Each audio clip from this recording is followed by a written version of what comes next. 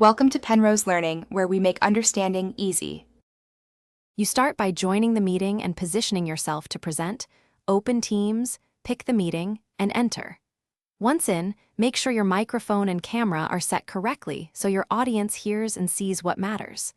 Close unrelated apps and enable Do Not Disturb to prevent pop-ups from appearing on screen. Also, verify you have permission to share. Organizers or presenters can present. This initial discipline prevents interruptions and ensures a smooth transition into screen sharing without wasting time. You now click the Share button in the meeting controls and choose what to present. Select Desktop to show everything, Window to show one app, or PowerPoint to present slides. Once done, toggle System Audio if your presentation contains video or sound so participants hear audio clearly. Make sure to pick a specific window to avoid inadvertently exposing other apps. This protects privacy and keeps focus.